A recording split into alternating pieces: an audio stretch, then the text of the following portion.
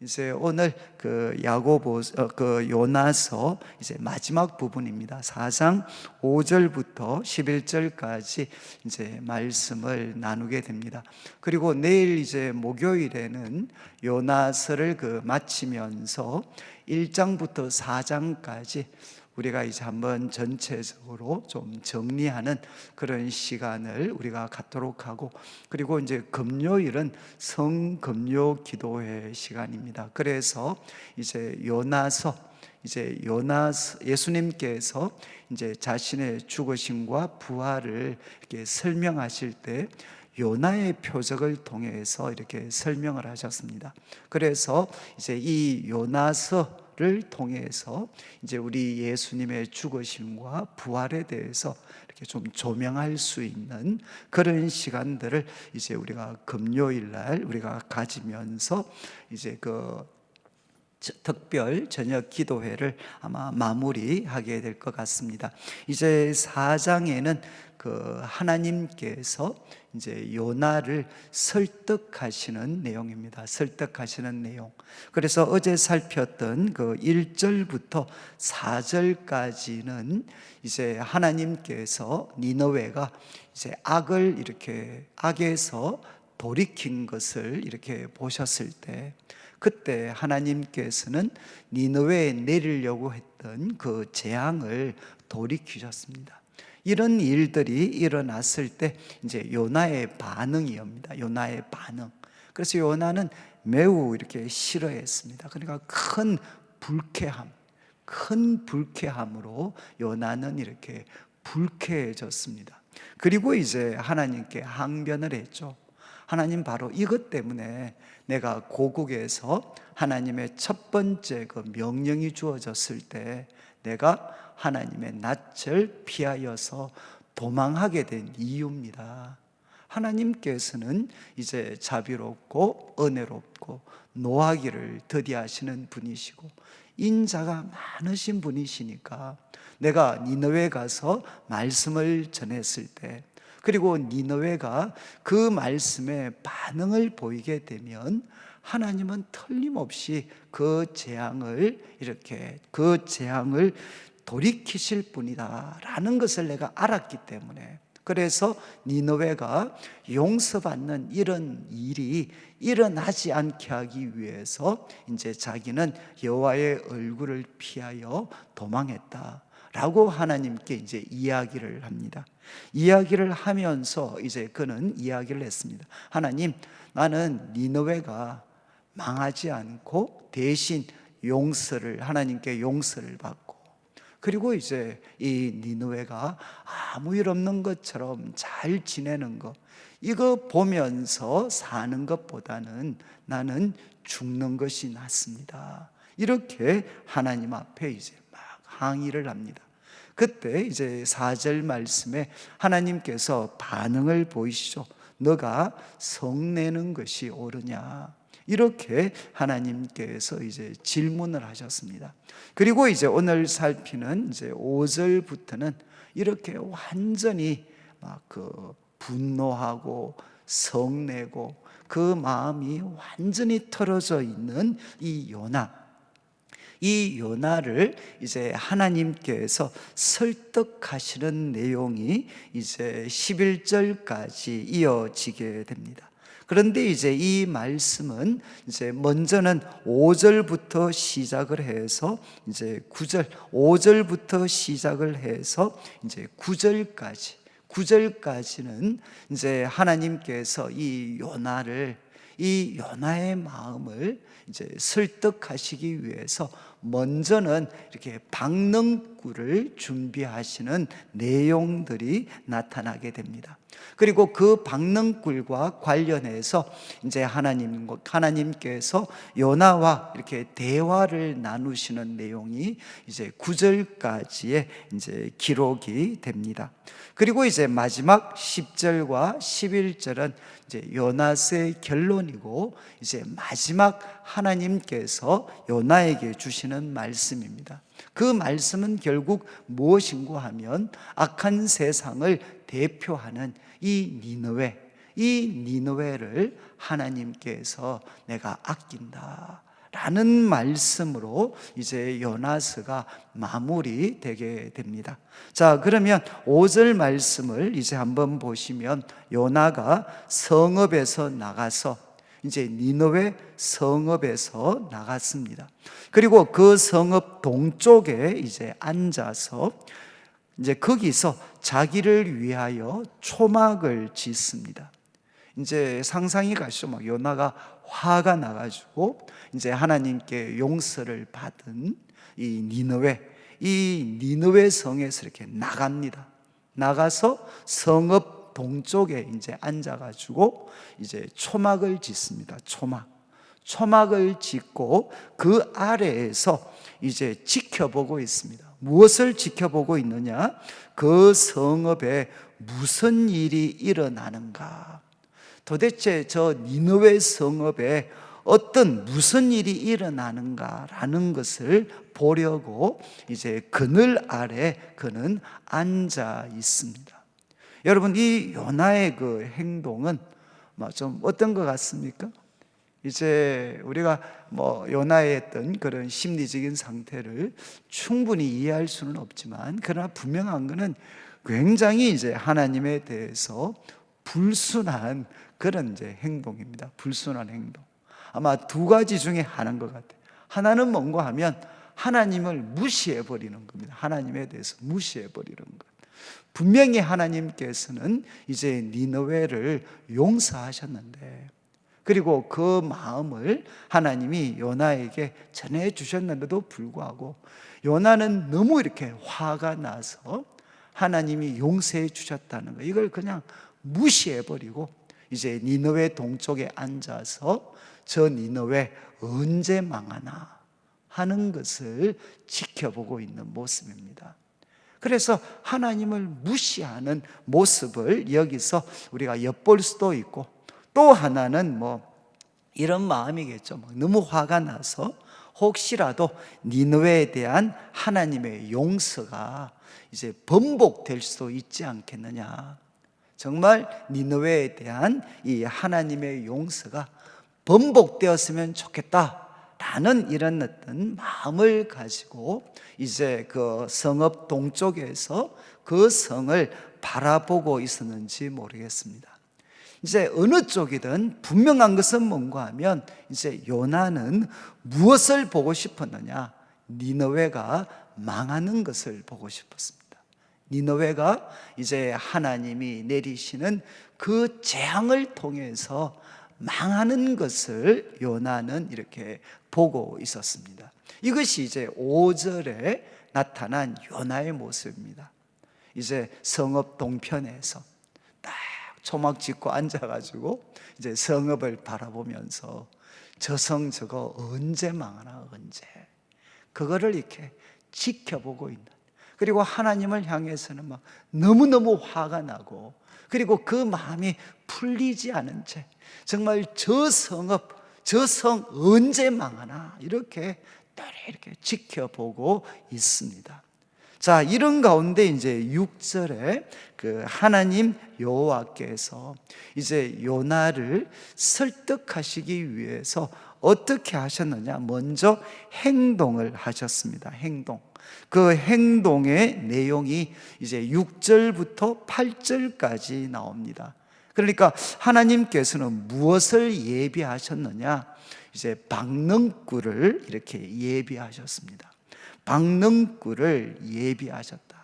여러분, 제가 설명을 드렸죠. 이제 요나서 2장, 요나서 이제 1장 마지막 절에는 요나가 이렇게 바다에 던져졌을 때 하나님께서 그때 큰 물고기를 예비하셨습니다.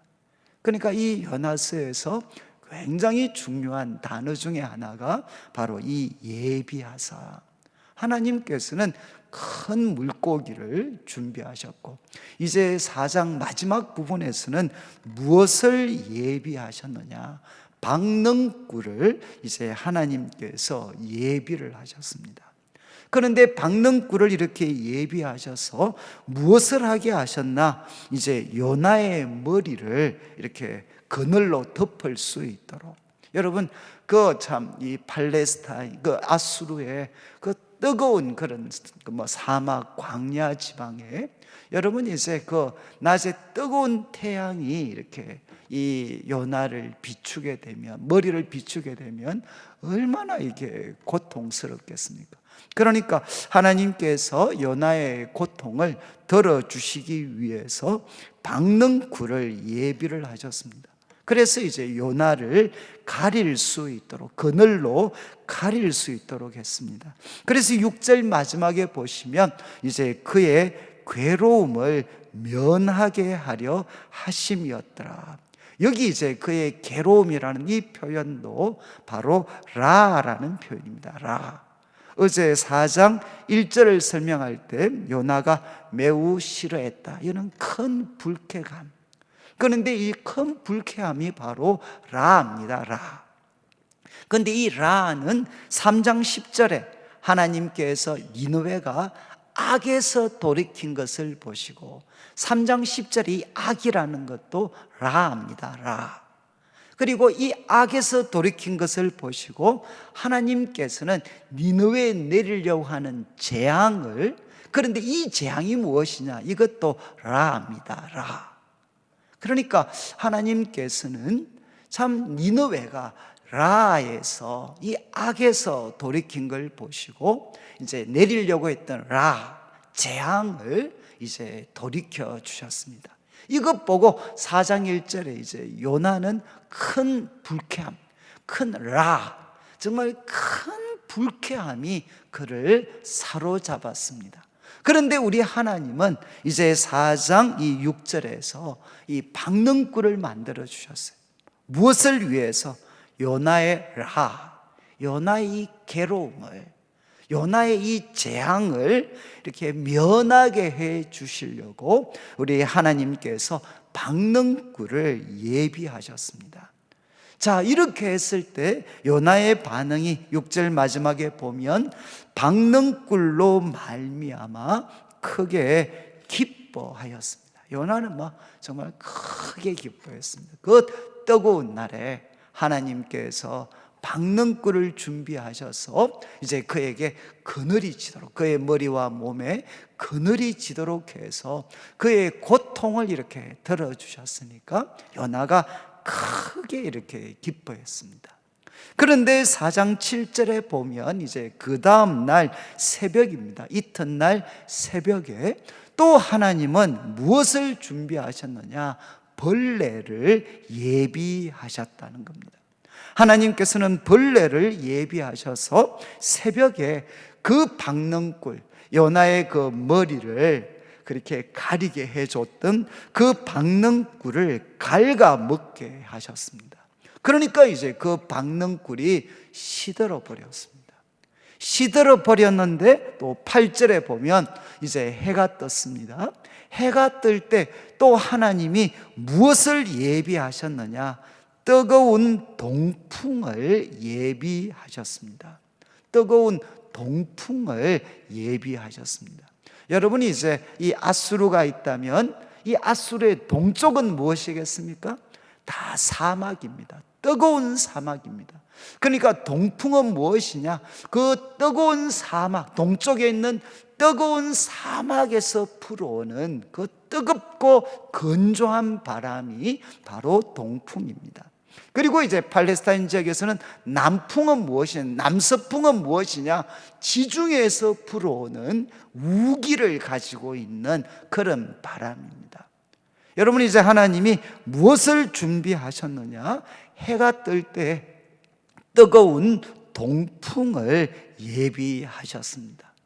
그러니까 이제 그 해는, 동풍을 예비하셨고 해는 요나의 머리에 이렇게 쪼였습니다. 자, 여러분 좀 상상해 가시죠. 요나가 초막에 이렇게 누워 있습니다. 그리고 분명히 자기 전에는 그 박능쿨이 그의 머리와 또 몸을 이렇게 가려주고 있었습니다. 참 시원하게 이렇게 잤겠죠. 그런데 새벽에 하나님이 예비하신 벌레가 그 박능쿨을 갉아먹어 버렸습니다. 그 시들어 버렸습니다. 그리고 이제 해가 뜰 때 뜨거운 그 동풍이 이렇게 불어오고, 그래서 한쪽에서는, 동쪽에서는 뜨거운 동풍이 불어오고, 그리고 박능굴이 시들어 버렸으니까 그 뜨거운 태양이 이제 그의 머리를 이렇게 막 비추게 됩니다.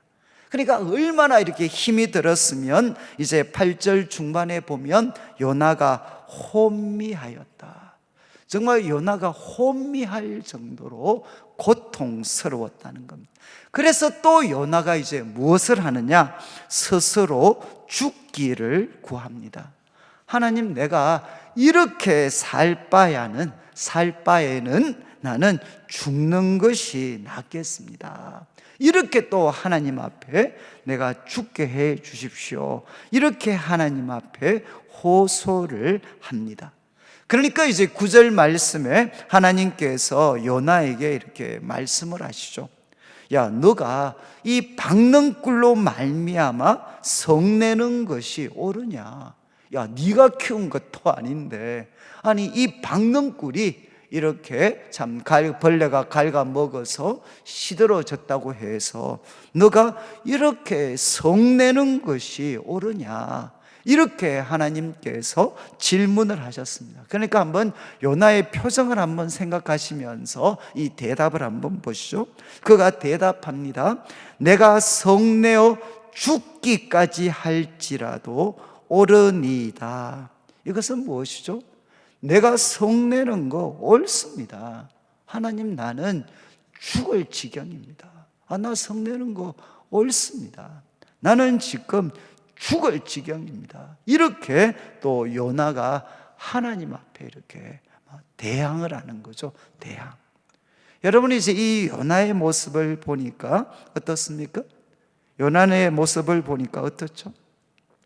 여러분, 이렇게 참 자신의 그 이익, 이제 박능굴이 이렇게 자기를 가렸을 때 참 그의 머리와 몸은 시원했을 겁니다.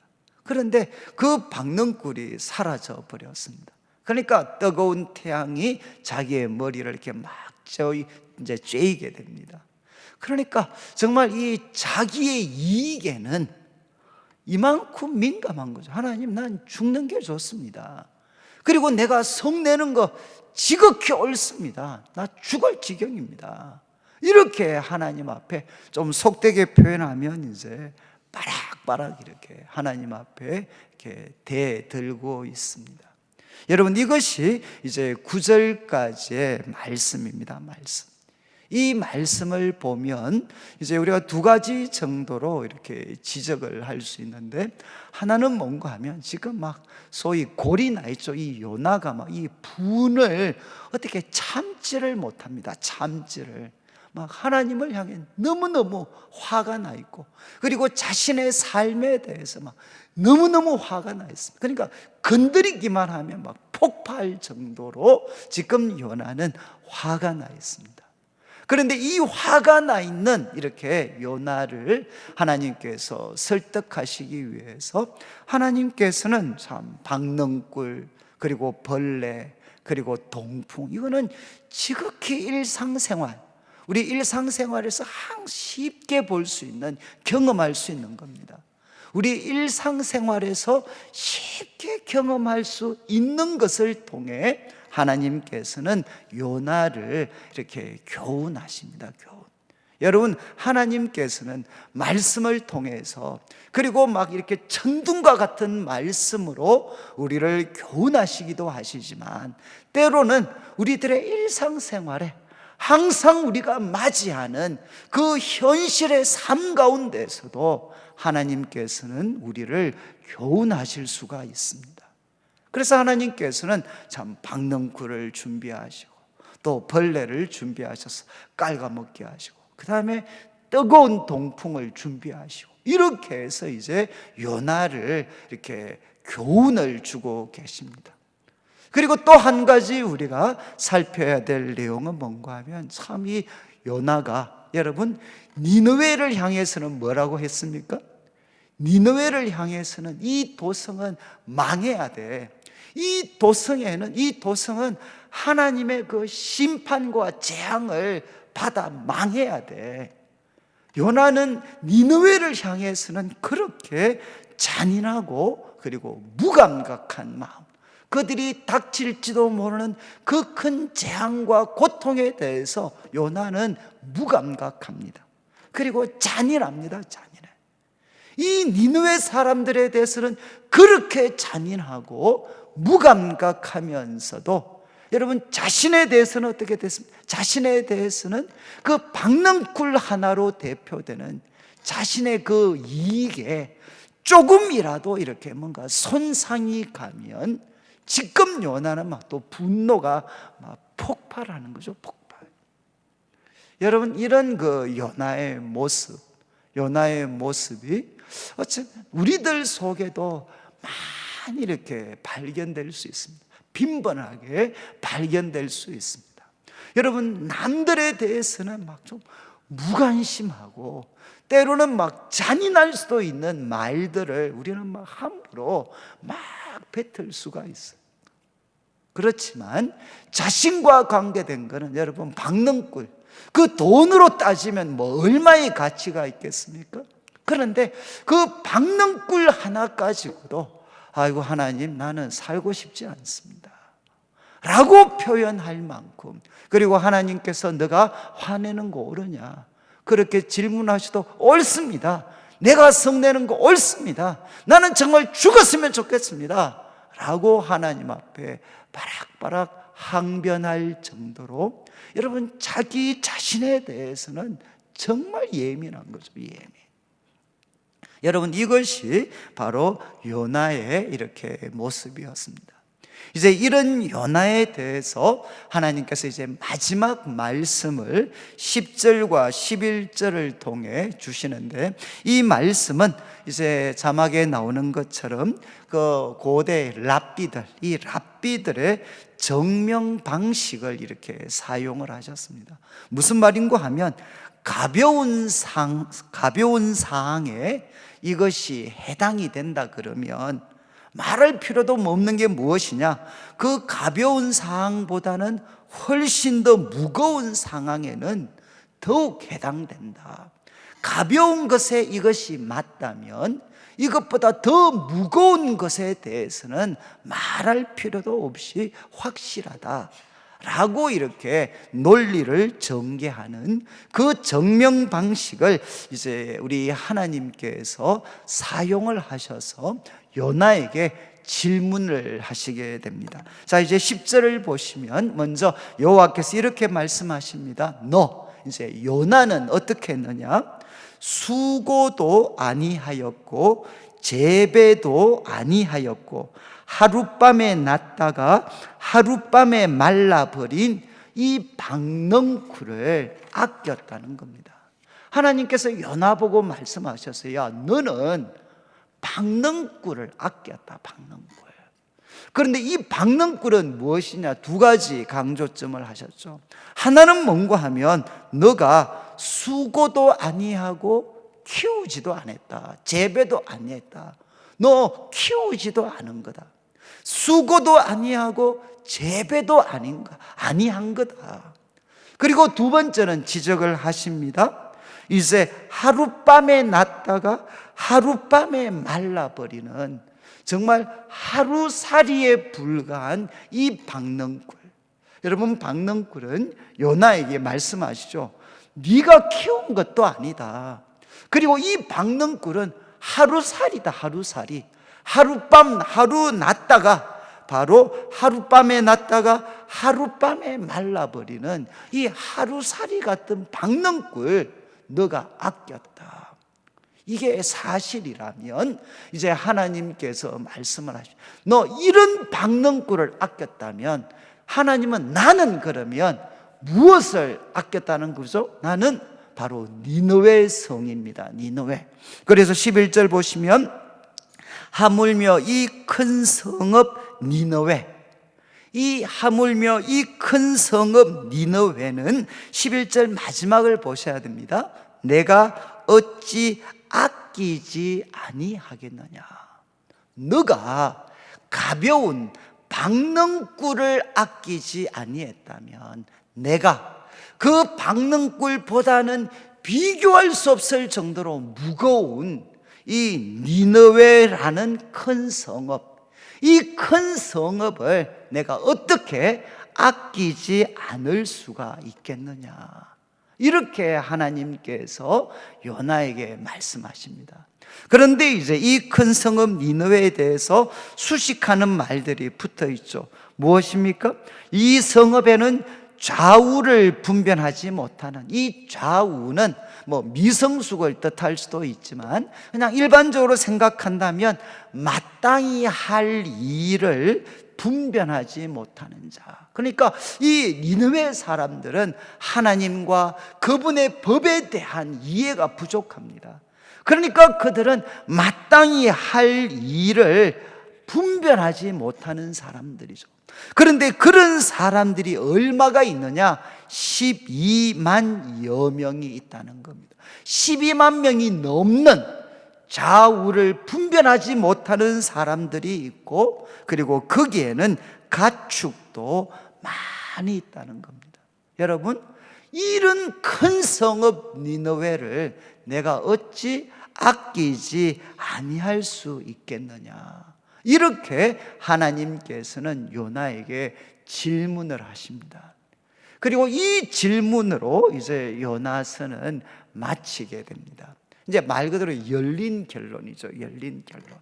그 후에 요나가 어떤 반응을 보였는지는 그냥 이제 이 말씀을 듣는 우리들에게 이제 맡겨버리는 겁니다. 그리고 또 이 질문을 통해서 요나에게만 질문하시는 것이 아니라 이제 우리들에게도 이 질문을 한번 깊이 생각해 봐라. 바로 이런 열린 결론으로 이제 요나서는 마무리가 되게 됩니다. 여러분, 이 10절과 11절 말씀을 통해 하나님이 요나에게 꼭 하고 싶으셨던 말씀이 무엇입니까?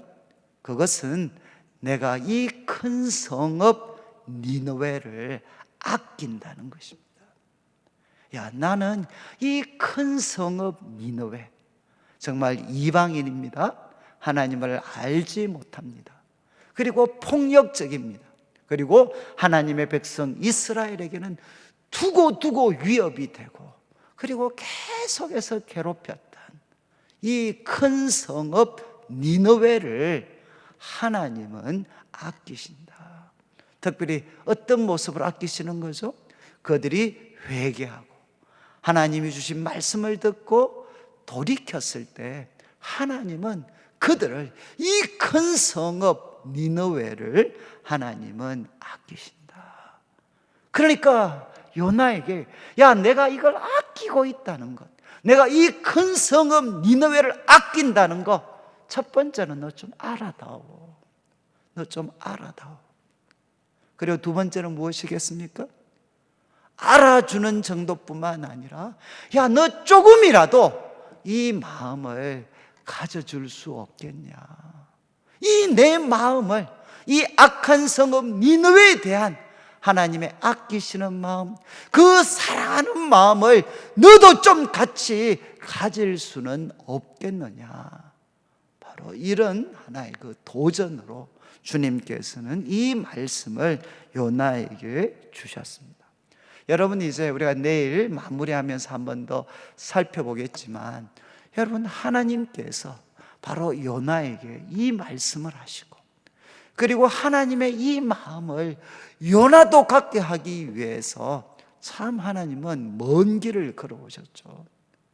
요나에게 말씀하시고, 그리고 요나가 참 그 말씀을 이렇게 거역하고 거부하고 하나님의 낯을, 얼굴을 피해서 다시스로 도망할 때 하나님께서는 풍랑을 보내시고 또 제비 뽑기에 뽑히게 하시고, 그리고 나중에는 바다에 던져지게 하고, 그리고 또 그때 하나님께서는 정말 큰 물고기 준비해서 요나를 삼키게 만들고, 그리고 요나가 물고기 뱃속에서 기도했을 때 하나님께서는 그 기도에 응답해 주시고, 그리고 그가 고백했던 것처럼 구원은 하나님께 속한 것입니다 라고 했을 때 정말 그가 물고기가 토하도록 해서 산자들의 땅으로 돌아오게 하고, 그리고 또 억지로 또 두 번째 이 요나를 니느웨로 보내십니다.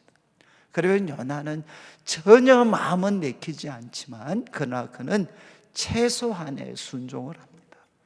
또 순종했을 때 하나님께서는 정말 그 니느웨에 놀라운 영적인 그런 회개, 각성을 일으키시게 됩니다. 그래서 이 니느웨가 하나님 앞에 회개하고 돌아왔을 때 하나님은 그를 니느웨를 용서해 주십니다. 그리고 하나님은 아셨죠. 이제 요나가 얼마나 이것 때문에 화를 냈는지 하나님은 알고 계셨습니다. 그럼에도 불구하고 막 요나가 막 하나님을 향해 막 토라져서 온갖 그 분노를 막 쏟아부을 때 그때 하나님께서는 그냥 야, 너 성내는 것이 옳으냐 그렇게 말씀을 전능하신 하나님이 정말 하나님을 향해 막 이렇게 좀 우리로 말하면 못되게 그냥 앙칼진 목소리로 막 하나님을 향해 그 분노를 막 쏟아부을 때 하나님 그거 다 받으십니다. 다 받으시고 그리고 이제 요나가 이렇게 잘 동안 요나를 위해서 박능굴을 준비하시고 또 요나가 잠자는 동안 벌레를 준비하셔서 갉아먹고 또 동풍을 불게 하고 그렇게 해서 요나가 정말 이 작은 그에게 시원함을 주는 이 박능굴 하나도 정말 얼마나 아끼는지 요나가 그것을 다 경험하게 한 다음에 야, 너한테 그 시원함을 주는 박능굴 하나 너 아끼지 않느냐? 그런데 내가 이 12만 명 이상의 사람이 사는 이 큰 성읍 니느웨를 내가 어떻게 아끼지 않겠느냐? 그러면서 어떻게 하시죠? 그 악한 세상, 니느웨로 대표되는 이 악한 세상을 향한 하나님의 그 아끼시는 마음 그리고 그 사랑하는 마음을 이 요나의 마음에 불어넣어서 조금이라도 요나가 이 하나님의 마음을 같이 가질 수 있도록 하기 위해서 우리 참 하나님께서는 참 오래 이렇게 참으시고 인내하시고 그리고 요나에게 이 마음을 전달해서 요나도 이 하나님의 마음을 조금이라도 자신의 것으로 가질 수 있기를 하나님은 참 기대하셨습니다. 그러니까 사실 이제 요나서의 마지막 가르침이고 결론이 되겠죠. 하나님이 우리들에게 또 요나에게 원하시는 것은 무엇이냐? 참 악한 세상입니다. 좌우를 분별하지 못합니다. 왜? 그들은 하나님을 알지도 못하고 그래서 하나님의 그 말씀, 하나님의 그 법도도 그들은 받아들이지 않으니까 그들은 좌우를 분별하지 못하는 마땅히 할 일을 분별하지 못하는 사람들입니다.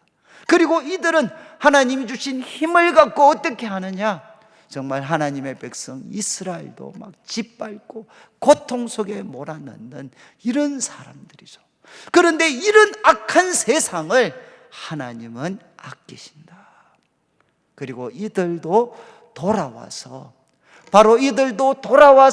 하나님이 주시는 그 놀라운 은혜와 용서를 체험하고 하나님이 주시는 그 풍성한 삶을 이들도 누리게 되기를 하나님은 원하신다.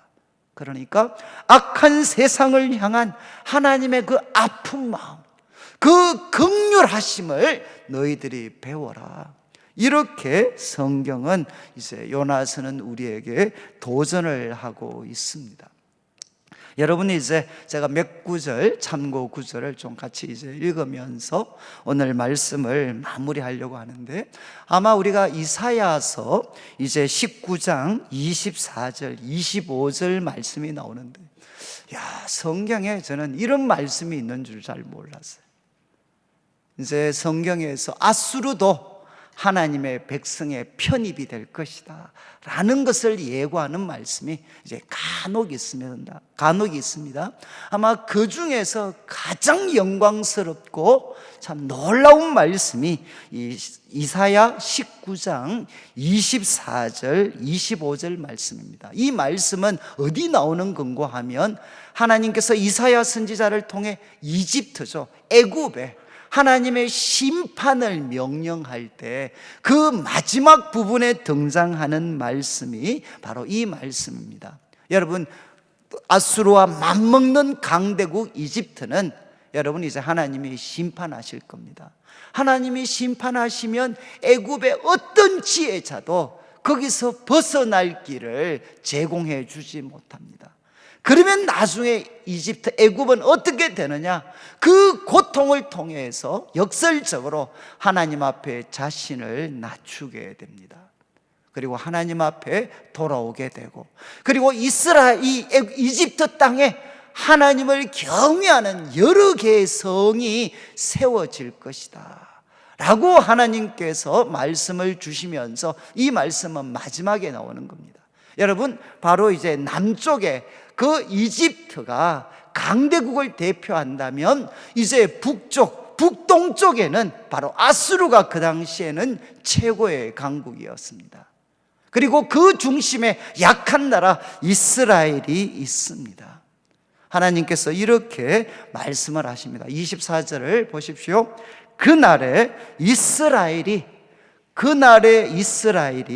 애굽 및 아수르와 더불어 셋이 세계 중에 복이 되리니. 정말 놀랍지 않나요? 이스라엘만 복이 되는 것이 아니라 바로 이스라엘 백성들을 그렇게 위협하고 하나님을 떠나도록 부추겼던 그 애굽과 그 아수르, 바로 이 세 개가 다 세계 중에 복이 될 것이다. 그리고 이제 25절 보십시오. 이는 만군의 여호와께서 이르시되 내 백성 애굽이요 내 손으로 지은 아수르요 나의 기업 이스라엘이여 복이 있을지어다. 이렇게 만군의 여호와께서 말씀하시는 날이 올 것이라는 겁니다. 여러분, 이 말씀이 분명히 보여주는 게 무엇이죠? 하나님의 구원 계획 안에는 이스라엘만 포함이 된 것이 아니라 바로 이집트와 그리고 아수르도 그 하나님의 영광스러운 계획 속에 포함되어져 있다는 것입니다. 하나님께서 이스라엘을 택하신 이유는 이스라엘만 복받게 하기 위해서가 아니라 이 이스라엘을 통해서 아수르도 그리고 또 애굽도 같이 복받는 그런 일들이 일어나게 하기 위해서 하나님은 자기 백성 이스라엘을 세우셨다는 거죠. 여러분, 이스라엘 백성만 하나님 앞에 택함 받은 것이 아니라 이스라엘은 무엇이 되어야 되느냐? 이방의 빛이 되어서 어두움 가운데 있는 아수르도 어두움 가운데 있는 애굽도 다 함께 하나님의 백성이 될 수 있도록 그들을 돕고 섬기는 이방의 빛이 되는 역할을 바로 이제 이스라엘은 감당해야 된다는 것입니다. 이것이 바로 하나님의 마음이었고, 여러분, 바로 자기 나라 이스라엘에게만 그 매몰되어서 있는 이 요나의 마음을 하나님께서 두드리시고 폭풍과 온갖 것들을 준비하셔서 하나님이 이스라엘을 넘어 세계를 향해 갖고 계시는 그 일에 바로 요나도 같은 마음을 갖기를 하나님은 원하셨던 거죠. 그래서 이것을 우리 예수님께서 예수님의 삶을 통해 명확하게 보여주셨습니다. 잘 아시는 말씀인데 누가복음 15장 7절에 이제 세 개의 비유를 통해서 예수님은 이렇게 설명을 하셨습니다.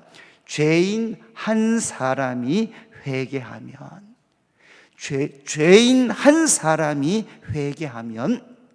하늘에서는 회개할 것이 없는 의인 99으로 말미암아 기뻐하는 것보다 더 하리라. 여러분, 하나님의 기쁨은 정말 의인들 99이 하나님 앞에 바르게 살아가는 것, 이거 너무너무 기뻐하시죠. 그렇지만 이것보다 더 기뻐하는 게 있다는 겁니다. 그게 무엇입니까? 죄인 한 사람이 회개하는 것이다.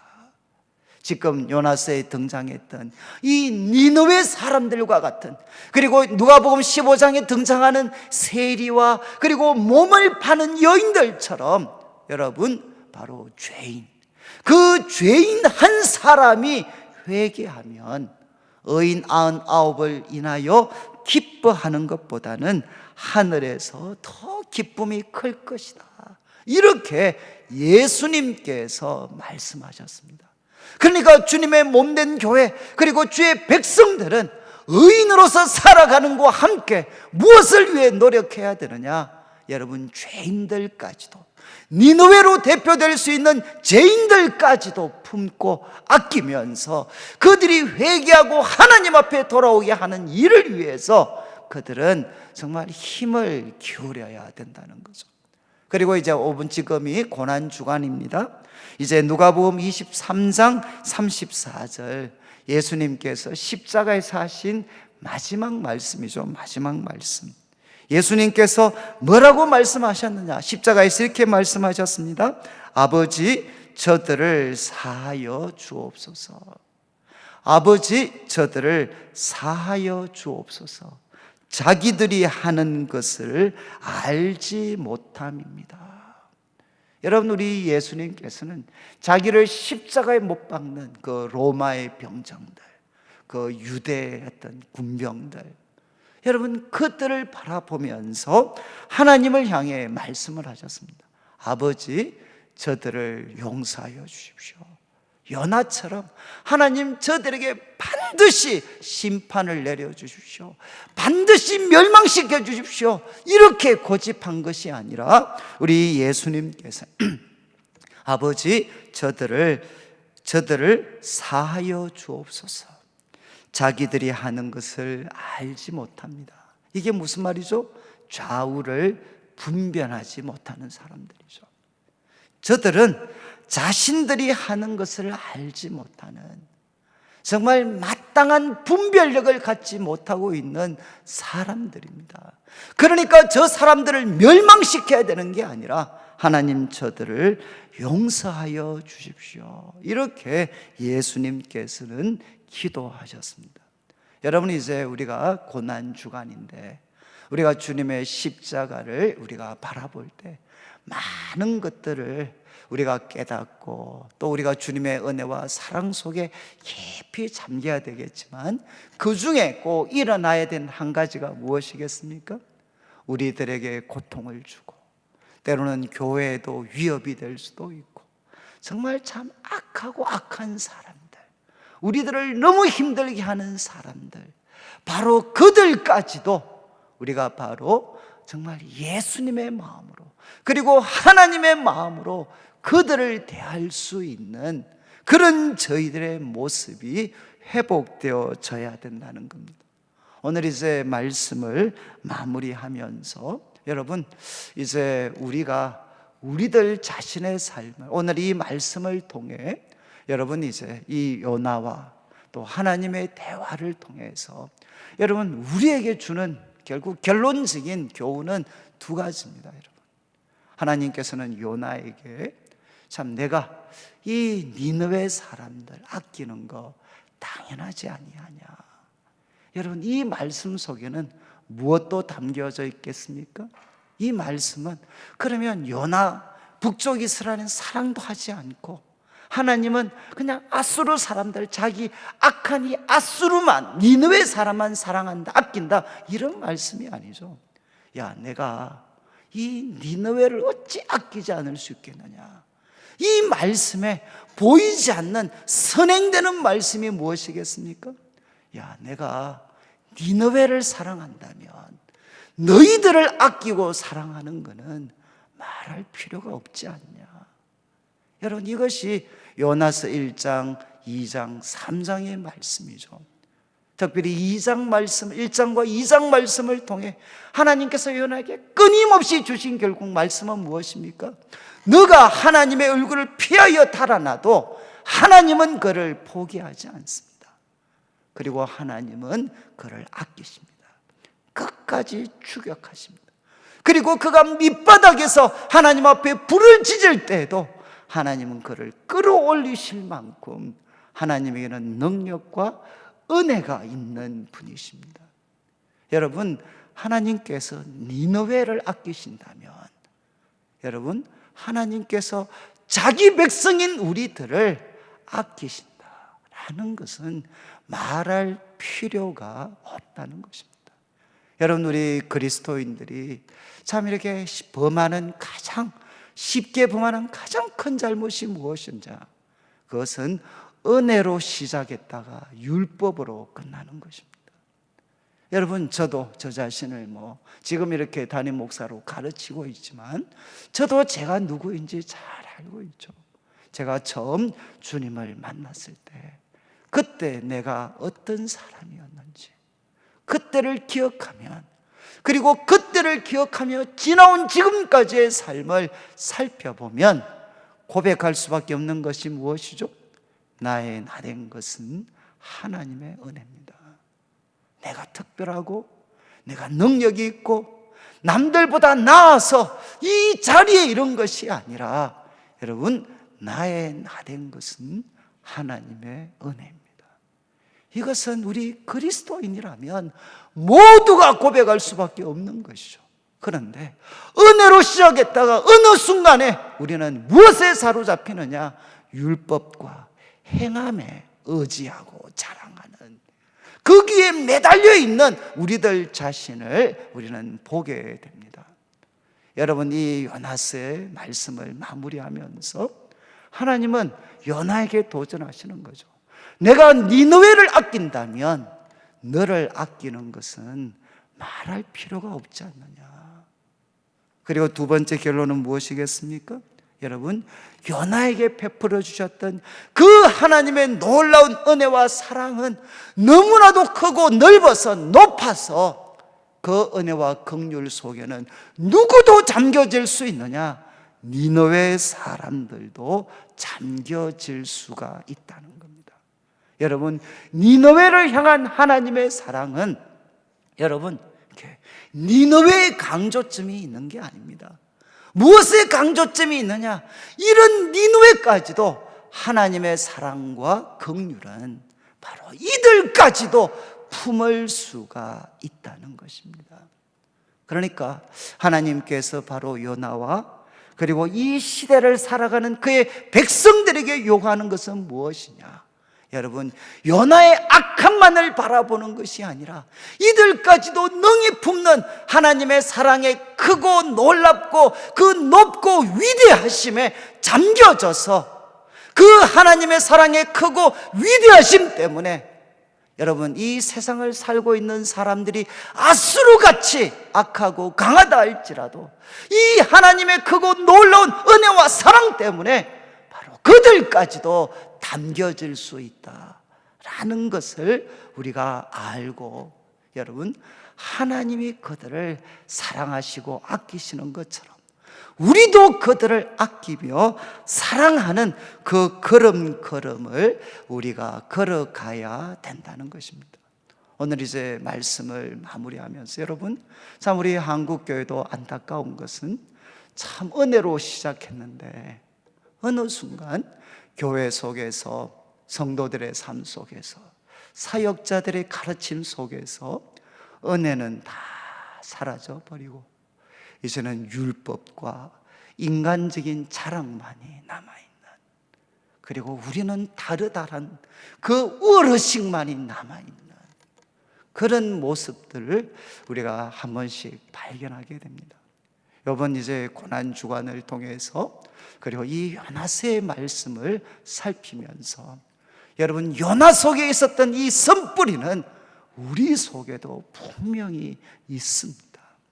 여러분, 정말 이 말씀을 통해 다시 한번 여러분, 바로 나를 아끼시는 하나님, 나의 나된 것은 하나님의 은혜인 것을 기억하고 확인하고, 그리고 그 하나님의 은혜가 얼마나 크고 놀라운가 하는 것을 우리가 깊이 깨달아서 그 속에 잠겨져 있는 내 삶이 얼마나 놀랍고 안전한가 하는 것을 확인하지만 거기서 머물지 않고 이 하나님의 크고 놀라운 사랑은 이 악한 세상까지도 덮을 수 있다라는 것을 기억하고, 여러분, 이제 하나님의 크고 놀라운 사랑을 나와 반대편에 있는 사람들, 정말 교회에게 위협이 될 수 있는 이 악한 사람들에게까지도 이 하나님의 은혜와 사랑을 흘러보낼 수 있는 그런 우리 성도들의 삶이 되셔서, 여러분, 우리가 모든 성도들이 너무나도 잘 아는 하나님이 세상을 이처럼 사랑하사 독생자를 주셨으니 누구든지 저를 믿는 자마다 멸망하지 않고 영생을 얻게 하려 하시며, 여러분, 정말 한 나라 한 사회가 하나님 앞에 진노받아 마땅한 그런 시대 때마다 하나님의 사람들을 분노와 그 분노에서 바로 그 악한 시대를 사랑의 마음으로 품게 만들어줬던 말씀이 언제나 이 말씀이었어요. 이 악한 세상을 하나님은 사랑하십니다.